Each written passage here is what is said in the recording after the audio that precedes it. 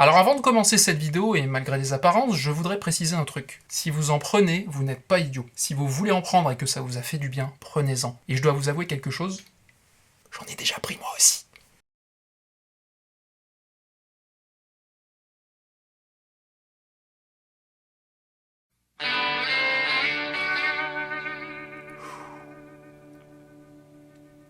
Salutations, Trollix, Curiosity Catalyst. Aujourd'hui, c'est le défi homéopathique. On commence par quoi? Arnica Montana. Allez, c'est parti, je vous promets, pas de trucage. Ah, c'est bon, c'est bon, c'est vachement bon. Allez, là c'est Nux Vomica. Nux Vomica. Bon bah on y va. Là maintenant on va se faire Arsenicum Album. Là ça rigole pas. Arsenicum Album. Bon, bah écoutez, pour l'instant ça va.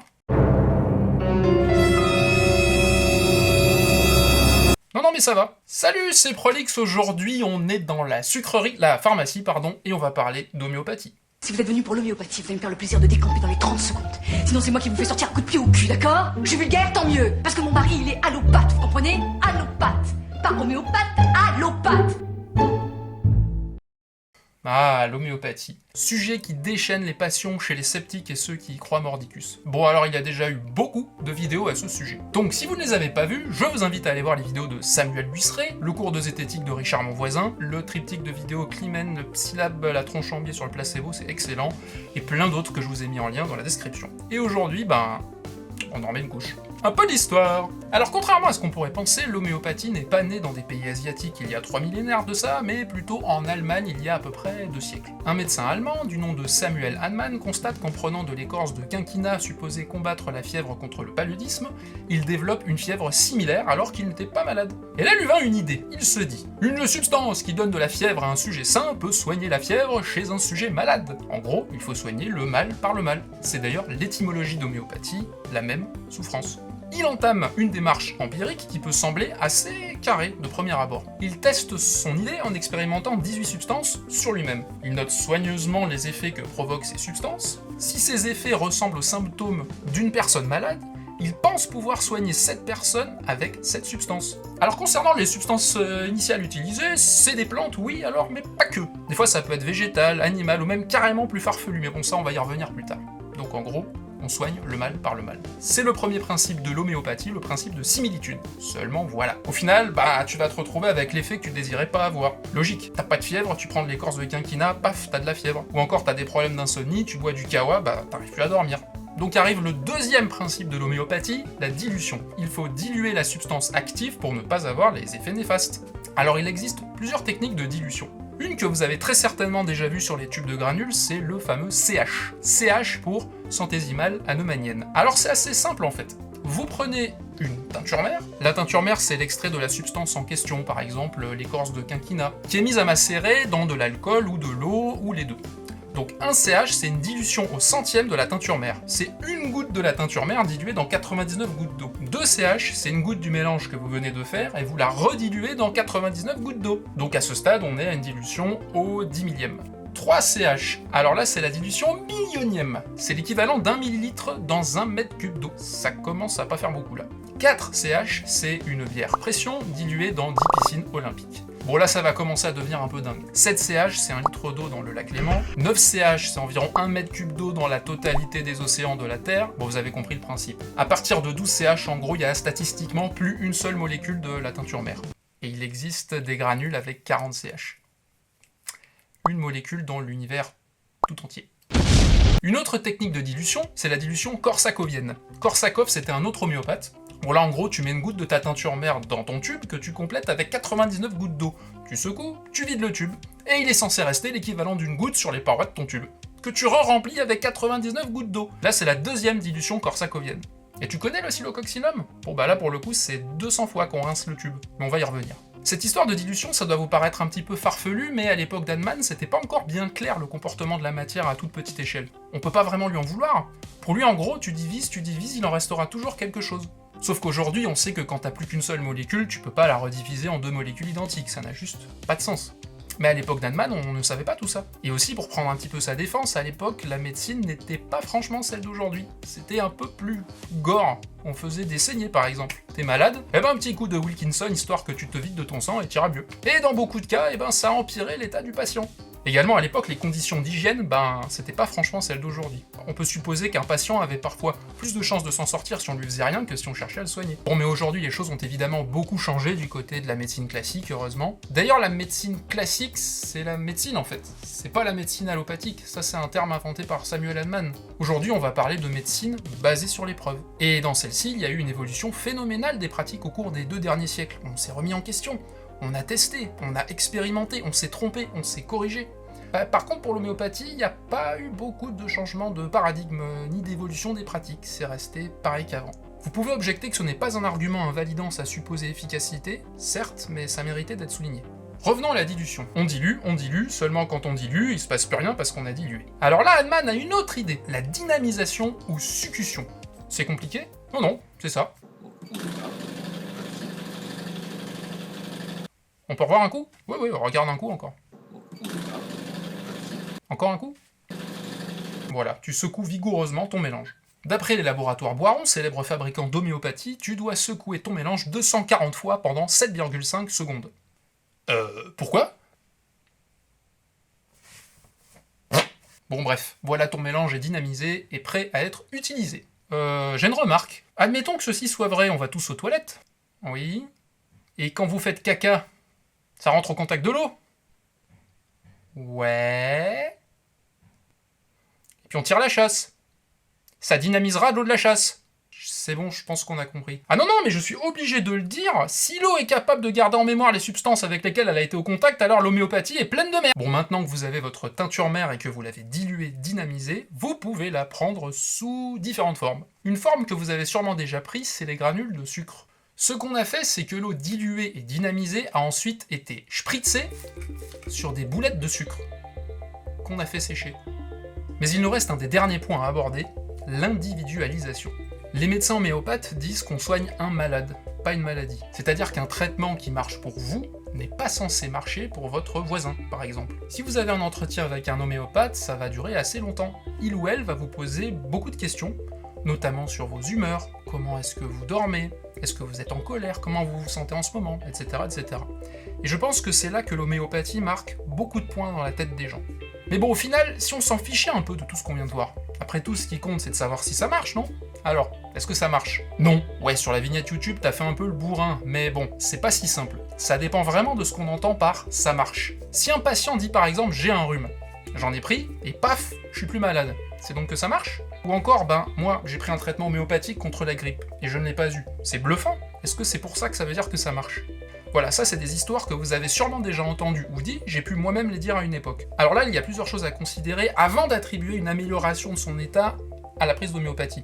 Les guérisons spontanées. Certaines pathologies guérissent toutes seules. Le très connu, t'as un rhume, tu vas chez le médecin, ça dure une semaine, tu fais rien du tout, ça dure 7 jours.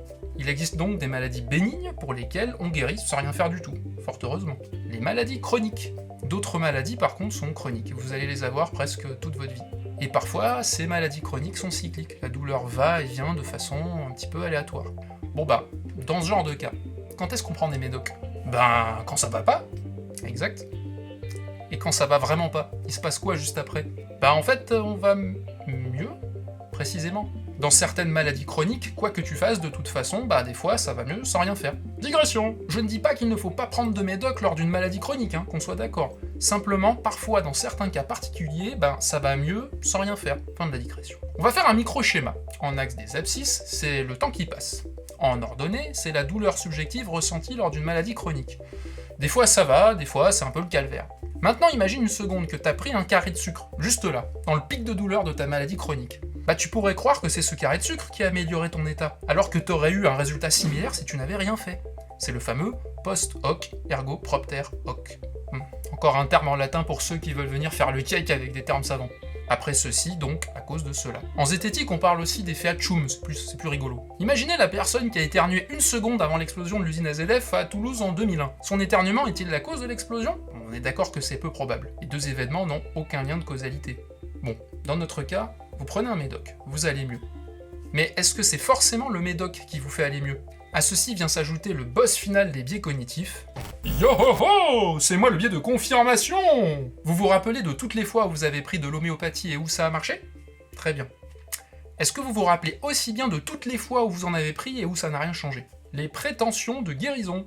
Ensuite, quand on dit ça marche, ça dépend vraiment de ce qu'on veut guérir, parce que des fois les symptômes que l'homéopathie prétend guérir sont pas franchement super clairs. Petit florilège, mathématiques difficiles, troubles survenant après une mauvaise nouvelle, migraine de l'intellectuel, masturbation fautive, spasme du rectum après le coït. Si vous voulez vous taper des barres, le lien est dans la description.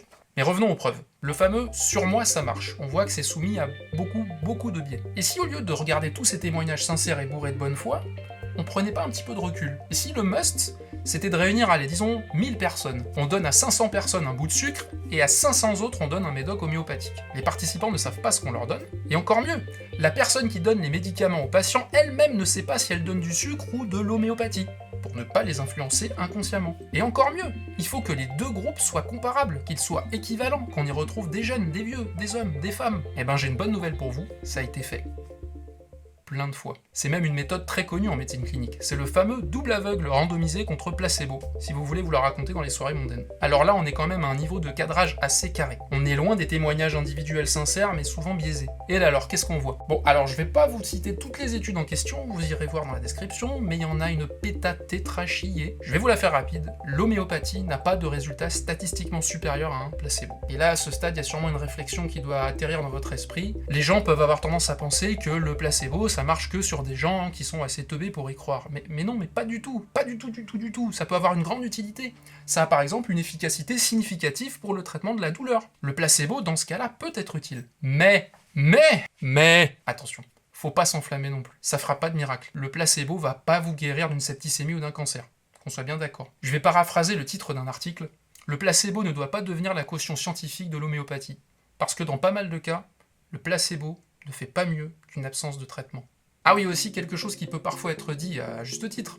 Et les animaux et les bébés, ça leur fait du bien. Pourtant eux, ils ne sont pas sensibles à l'effet placebo. Dans les deux cas, animaux et bébés, qui évalue qu'ils vont mieux? Ben, le propriétaire du cheval ou un des parents du bébé, c'est exact. C'est pas le bébé ou le cheval qui te le dit, c'est toi qui l'estime. Le placebo, c'est surtout une attente de résultat. Dans ce cas-là, c'est la personne qui le donne qui attend le résultat, et le soi-disant effet. En donnant un placebo, tu vas pas juste donner un morceau de sucre, tu vas très certainement modifier ton comportement, et être plus doux, plus attentionné, et c'est très bien. Ça va jouer considérablement sur le bien-être de la personne en question. Mais c'est pas le placebo que t'as donné qui a amélioré par magie l'état de la personne. Et encore une fois, il est très probable qu'on garde en mémoire les fois où on en a donné et ça a marché, plutôt que les fois où on en a donné et ça n'a rien fait. Parce que... Yo ho ho, c'est moi le biais de confirmation. Et concernant le cheval sensible au placebo, il y a une anecdote bien cool que je garde sous le coude pour un autre épisode. Ce qui est fascinant avec le sujet de l'homéopathie, c'est que toutes les preuves d'une non-efficacité supérieure au placebo sont là. C'est une question qui est réglée depuis 3 plombes en fait, c'est fini en fait, on le sait. Et malgré toutes ces preuves, jusqu'à présent l'homéopathie s'est plutôt bien portée. Mais pourquoi en fait? Pourquoi une telle contradiction entre les faits et nos opinions? Je vous propose de passer en revue quelques éléments de réponse à cette question, c'est pas exhaustif. L'anecdote personnelle. Plutôt que de mettre le nez dans des méta-analyses invitables et chiantes, vous avez à portée de main le souvenir ou le témoignage d'un proche qui vous conforte dans le fait que ça marche vraiment. Et c'est difficile à admettre pour tout le monde qu'une anecdote personnelle n'est pas une preuve. En tout cas pour moi, ça l'a été. Le temps de prise en charge. Vous avez peut-être eu l'impression d'avoir été vraiment écouté par un médecin homéopathe. Oui, il ou elle a passé du temps avec vous. Ça fait du bien. Et parfois, effectivement, chez un médecin classique, en quelques minutes, c'est plié. Et notre système de santé actuel ne permet pas forcément à cette personne de passer du temps avec vous. Peut-être que le médecin classique aimerait bien, mais simplement, parfois, il a juste pas le temps. Et certains médecins le font, heureusement. L'escalade de l'engagement. Si vous avez eu recours à des soins homéopathiques toute votre vie, il est très coûteux cognitivement pour vous de changer d'avis. Il serait très surprenant par exemple que quelqu'un change d'avis suite au visionnage de cette vidéo. Si c'est le cas, n'hésitez pas à en parler dans les commentaires. L'erreur d'autodiagnostic. Vous allez pas bien, et là vous faites ce que beaucoup de gens font. Vous allez sur Doctissimo, vous tombez sur Lucien44, qui vous dit que vous devriez prendre Oscillococcinum car sur lui ça a trop bien marché. Vous suivez ses conseils et oui, un mieux-être arrive, et vous l'attribuez à ça. En plus, c'est flatteur, vous avez pris les choses en main et ça a manifestement marché. Et d'ailleurs, vous allez probablement mieux vous rappeler des fois où vous avez suivi ces conseils et que ça a marché, plutôt que les fois où ça a pas marché. Parce que... Yo ho ho, c'est moi le biais de confirmation. Alors dans la tête de pas mal de gens, l'homéopathie semble être un traitement doux, une médecine douce, contrairement à une médecine dure financée par Big Pharma. Mais l'homéopathie, c'est Big Pharma. Boiron, le célèbre laboratoire de produits homéopathiques français, a eu un chiffre d'affaires annuel entre 2013 et 2017 qui n'est jamais descendu en dessous de 600 millions d'euros. C'est pas franchement le hippie du plateau du Larzac qui prépare ses décoctions au poil de cul de bouc qui calme la toux sèche. Maintenant, abordons l'aspect un peu éthique. Au regard de tout ce qu'on vient d'aborder, pesons un petit peu les pour et les contre. Ok, il est très peu probable qu'il y ait une quelconque substance active dans l'homéopathie.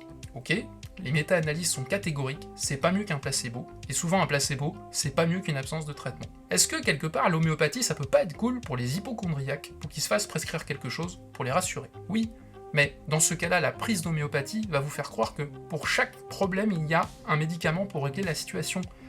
Mais c'est juste pas le cas, et surtout ça pousse paradoxalement à la surmédicamentation. Perso, j'en ai pris quelques fois, sans vraiment savoir de quoi il s'agissait. Il y a quelques années, en apprenant ce qu'était réellement l'homéopathie, j'ai eu l'impression que mes proches et moi-même avons été un peu pris pour des imbéciles. De plus, d'après l'article R4235-10 du Code de la santé publique, le pharmacien doit veiller à ne jamais favoriser, ni par ses conseils ni par ses actes, des pratiques contraires à la préservation de la santé publique. Il doit contribuer à la lutte contre le charlatanisme, notamment en s'abstenant de fabriquer, distribuer ou vendre tout objet ou produit ayant ce caractère. Également, pourquoi utiliser un placebo qui repose sur un mensonge alors qu'on pourrait sciemment créer un authentique placebo qui se revendique en tant que tel? D'ailleurs, ça a été une proposition du docteur Jean-Jacques Aulas, avec le Lobépac Forte, élixir 100% psychoactif. Le rouge pour se réveiller, et le bleu pour se calmer. Lobépac, vous l'avez pas? C'est un anagramme de placebo, tout simplement. Bon, manifestement, ça a fait un bide, vu que ça s'est vendu à seulement 500 exemplaires, mais au moins, c'est honnête. C'est pas un mensonge. Autre problème. Vouloir recourir à l'homéopathie ou d'autres médecines complémentaires, ça peut malheureusement parfois retarder les gens à utiliser des vrais soins, et ça, c'est beaucoup plus grave. De plus, il y a parfois des dérives vraiment hardcore dans l'homéopathie. Elles ne sont certes pas représentatives de l'ensemble des pratiques, mais on doit quand même en parler. Certains médecins, non là on va vraiment les traiter de charlatans, certains charlatans considèrent que l'homosexualité est une maladie. Attendez, ne vomissez pas dans votre bouche tout de suite. Ces personnes pensent qu'on peut la soigner avec l'homéopathie. Non mais sans déconner quoi. Une autre dérive assez hardcore également, c'est homéopathie sans frontières. Vous avez bien entendu, dans des pays qui souffrent de maladies catastrophiques comme par exemple le paludisme, on va aller soigner les gens avec des boulettes de sucre. Là c'est juste waouh. Bon alors, mais de leur côté, comment réagissent les homéopathes quand on leur demande des preuves? Tous les homéopathes ne réagissent pas forcément comme ça, mais on va prendre un petit exemple de parfois comment ça peut se passer. Interview de monsieur Boiron, l'ancien directeur des laboratoires homéopathiques du même nom. L'homéopathie connaît toujours des difficultés dans les pays anglo-saxons. Une recherche australienne a repris 225 études et conclut qu'elle n'était pas efficace. Quelle est votre réaction? Écoutez, c'est un épiphénomène. Comme en Grande-Bretagne, l'homéopathie n'existe pratiquement pas en Australie. C'est de là que vient un immense travail scientifique auquel personne ne comprend rien. Il y a un Ku Klux Klan contre l'homéopathie. Au mois de mars 2018, 124 médecins, soucieux que les patients comme vous et moi soient mieux informés, ont lancé la tribune FakeMed. Tribune alertant sur les dérives potentielles des médecines alternatives. Et à nouveau, comment en réagissent certains homéopathes? En montrant des preuves que ça marche vraiment? Non, ils ont porté plainte devant l'ordre des médecins pour absence de confraternité. Certaines et certains de ces médecins ont été convoqués devant l'ordre. Et ailleurs dans le monde, au fait? En Angleterre, c'est déremboursé. Aux États-Unis, ça doit être écrit sur l'emballage que l'efficacité scientifique n'a pas été prouvée. Et en France alors? En France, ça commence à bouger.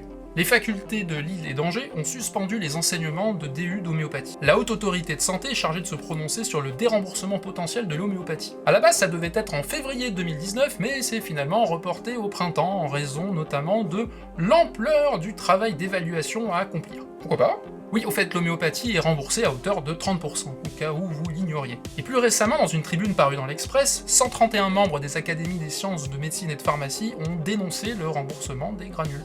Qu'on rembourse un placebo, c'est quelque chose qui se discute. Mais rembourser du sucre qui ne s'annonce pas comme tel, c'est juste un mensonge, c'est pas glop, c'est un mensonge. Pour qui s'adresse le présent message de cette vidéo? Pour les indécises et les indécis. Pour le moi d'il y a quelques années qui aurait aimé être au courant de la réalité à ce sujet. Mais attends, t'as pas parlé des substances initiales? Ah ouais, je peux?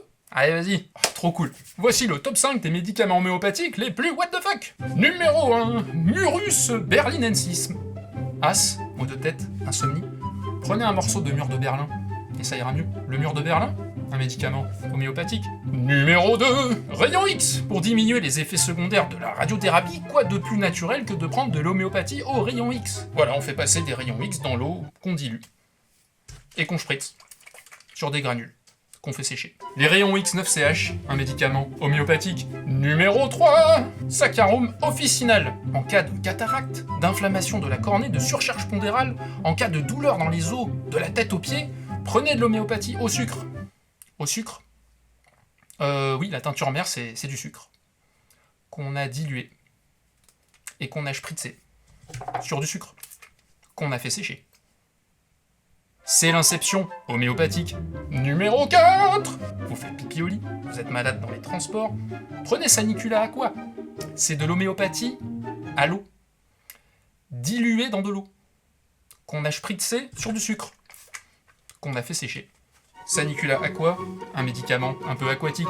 Numéro 5, allez, celui-là, tout le monde le connaît, c'est un des plus farfelus, sûrement le boss final des médicaments homéopathiques, Oscillococcinum. Si vous avez une boîte sous la main, regardez la notice. Il sera écrit extrait fluide peptoné de foie et de cœur d'Anas barbariae dynamisé à la 200e K. Alors en français, ça veut dire quoi? Je vais vous le traduire. Vous prenez un canard de barbarie. Oui, un canard. Vous le tuez, vous lui enlevez son cœur et son foie, vous les laissez se décomposer dans du suc pancréatique pendant 40 jours. Vous récupérez le jus, et vous mettez une goutte de ce jus dans un tube avec 99 gouttes d'eau. Vous secouez bien, vous videz totalement le tube, et vous remettez 99 gouttes d'eau. Puis vous faites ça en tout 200 fois. À la 200e dilution, vous récupérez l'eau que vous avez, vous la spritzez sur du sucre, que vous faites sécher. Oscillococcinum, un médicament un peu charlatanique. Bon, c'est la fin de cette vidéo. C'est un sujet touchy, on a déjà parlé de la vaccination la dernière fois. C'était il y a plus d'1 an, ouais. Je sais, ça va un peu repartir en cacahuète, donc s'il vous plaît, amour, tendresse et zacharose, on se détend, on en parle posément, calmement, sans se vénère, s'il vous plaît, vraiment, tranquille. Et également, merci à vous, vous êtes plus de 5000, c'est dingue, je sais pas comment dire, merci, vraiment, putain, merci, vraiment, vous êtes cool.